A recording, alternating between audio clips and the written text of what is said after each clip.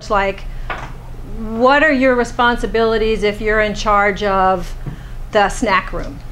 You're supposed to make sure that there's plenty of hot cocoa, that the fridge is clean, that there's snacks, or tell somebody, you know, so it's a little bit more, the second one is a little bit more about more information. And the third reason you give a presentation is because you're trying to change somebody's behavior. If someone's doing something incorrectly on the job, or if they're, let's say, teachers will do this sometimes, if the whole class is doing something wrong, if they're making a particular mistake in their writing, or if the whole class took a test in math, for example, and they all seem to get binomial equations wrong.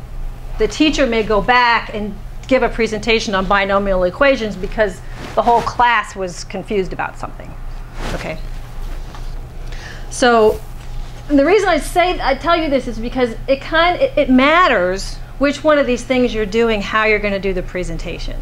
And so it's really important before you do your presentation, to think to yourself, what am I trying to accomplish? What do I want people to know when I'm done? And so that should be your focus. The whole time you're creating it is thinking that. If you're doing a science fair, what do I want people to know when I'm done? I want people to know what my question was and what my results were, if that's what you want them to know. And so that's what should be most of what you talk about.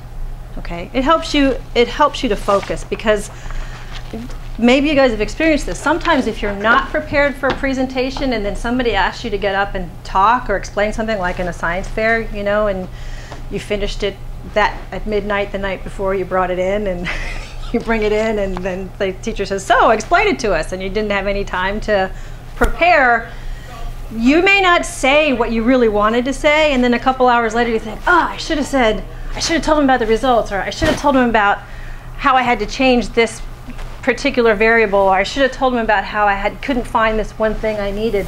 But because you weren't prepared and you weren't focused on what you were trying to accomplish, you didn't talk about what you really wished you had, which is why preparation is really important.